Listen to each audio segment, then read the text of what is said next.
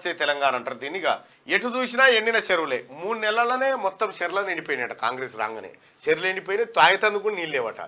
మరి నువ్వు తెచ్చిన బంగారు ఇట్లా అన్న ఒకసారి రావాలి మీరు ఇక్కడ మాట్లాడుకుందాం. మళ్ళీ ఒకసారి మీరు జైన్ కావాలి నమస్తే తెలంగాణ పత్రికలు. ఎటు చూసినా ఎండిన చెరువులేనట. కాంగ్రెస్ పార్టీ రాగానే చెరువులన్నీ ఎండిపోయినాయట. ఎటు పోతున్నాయి నీళ్ళని చూడండి. అది వరుణ దేవునితో వర్షాలు వస్తాయి.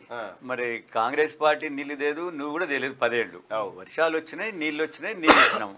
వర్షాలు రానప్పుడు ఏం చేయాలనేది ఆలోచన చేయాలి. కానీ ఎటు చూసినా ఎండిన చెరువులే.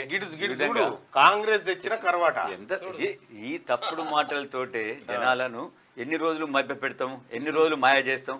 మాయ చేయకు. నిజంగా కాంగ్రెస్ అయినా కమ్యూనిస్ట్ అయినా ఎవరైనా వర్షాన్ని తీసుకొచ్చేది ఎవరు? వానదేవుడే కదా. మనందరం దేవుని దండం పెట్టుకోవాలి. ఏ విధంగా మనము ఈరోజు ఈ మంచినీళ్ళ ఎద్దడి నుంచి కాపాడుకోవాలని మాట్లాడాలి. కానీ ఉట్టిగా రాలేసుడు అనేది ఇది మంచిది కాదు. ఒకవేళ ఇది జరిగడానికి కారణం నువ్వే అని చెప్పేసి మనం అడగచ్చు అని ఉంటుంది. ఎందుకంటే నువ్వు మిషన్ భగీరథ, మిషన్ కాకతీయ అన్నావు కదా. మిషన్ కాకతీయ తోటి చెరువులు నిరుడు ఎండల్లోనూ మత్తాలు దుంకినాడు చెరువు. ఇవాళ నిర్రలు ఇచ్చిన చెరువులు. ముందు చూపు లేని కాంగ్రెస్ సర్కార్ రైతన్న కన్నీరట. ముందు చూపు అంటే ఎట్లుండాలి సార్? కేసీఆర్ కున్న మందు చూపు ఉండాలనా?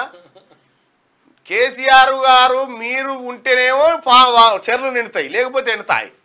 ఈ 60 రోజులని నీ చెర్ల నీళ్ళని తాగినారు కాంగ్రెస్ వాళ్ళు మొత్తం దూపకు. నీ అమ్మ బయట వార్తలు ఇవి. ఇవనట. 2 వీలర్ ఉందా ఇందిరమ్మ ఇల్లు రానట్టే. ఫ్రిడ్జ్, వాషింగ్ మిషన్ వంటివి ఉన్నా సరే గతంలో లబ్ధి పొందిన వారికి కూడా నో ఛాన్స్. గృహలక్ష్మి పథకానికి కాంగ్రెస్ సర్కార్ కొర్రీలు. 360 డిగ్రీల కోణంలో దరఖాస్తుల పరిశీలన. లబ్ధిదారుల ఎంపికకు పెరుగుతున్న షరతులు. పథకానికి సర్కార్ ఇచ్చింది 7,740 కోట్లు. లక్ష్యానికి కావాల్సింది 20,825 కోట్లు. అయితే ఇక్కడ విధి విధానాల రూపకల్పనే జరగలేదు. 2 వీలర్ ఉందా మీకు ఇల్లు రాదని ఈయననే చెప్తున్నారు. ముఖ్యమంత్రి మొన్న క్లియర్ గా చెప్పిండు, లిబరల్ గా ఉండండి, ప్రాబ్లం ఏం లేదు. అన్ని విషయాల్లో లిబరల్ గా ఉండండి, అట్లేం చిన్న చిన్న విషయాల్లో అట్లా కొరియలు పెట్టేసి తీసేయొద్దని చెప్పేసి ముఖ్యమంత్రి ఇంకా క్లియర్ గా విధి విధానాలు రాలేదు. ఈమెకు అజీర్తి, ఈ పత్రికకు అజీర్తి అయితా ఉంది. ఇప్పుడు గోళీ లేదు, ఎట్లా తట్టుకోలేకపోతుంది. రాత్రిపూట లేచి నడుస్తా ఉందట, నిద్రలే మేల్కపోయి నడుస్తా ఉంది ఈ పత్రిక. పవర్ పోయి చూడండి. ఈ పత్రికను ఎవరు నడుపుతారు? ఒక ఎంపీ నడుపుతాడు. ఏమన్నా ఉందో ఒక పత్రికకు ఎంపీని పెట్టుకొని పత్రిక నడుపుతా ఉంటాడు. పత్రిక నడుపుతుంటాడు. ఇక జనదేవతల వనప్రవేశం ఇదేమో చిన్న వార్త. 1,40,00,000 మంది ఒక చోటికి వచ్చి ఒక కార్యక్రమంలో పాల్గొంటే గింత వార్త. ఇగో ఈ చెరువు ఎండిపోయింది గింత వార్త. అంటే ఈమె కడుపు నొప్పి చూడు, ఈమె బాధ చూడు. ట్రైబల్ అది ఇంత ప్రపంచంలోనే ఒక పెద్ద పండగ.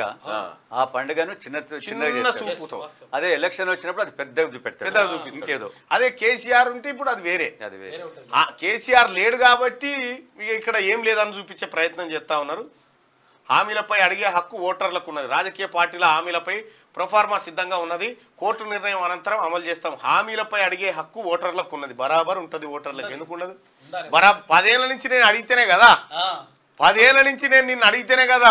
నా మీద 72 కేసులు పెడితేవి, ఆఫీసులు ధ్వంసాలు, జైళ్ళు కథ. నీ పత్రికల ఇంత స్వేచ్ఛమైనటువంటి వార్త వచ్చుడంటే ఇది ఆశ్చర్యమేగా. చాలా ఆశ్చర్యం కేసీఆర్ గారు. ఇంకా నువ్వు ఏదో అనుకుంటున్నావు, ఏదో వస్తుంది. ఏం కాదు. ఏట్లే మనం నీతోటి ఉన్న ఎంపీలు కూడా బీక్తాయి. ఆ తర్వాత బీఆర్ఎస్ పార్టీ అనేది కనుమరుగైపోతుంది. బీఆర్ఎస్ పార్టీ ఒకప్పుడు ఉండే చరిత్రలో అని చెప్పుకుంటారు.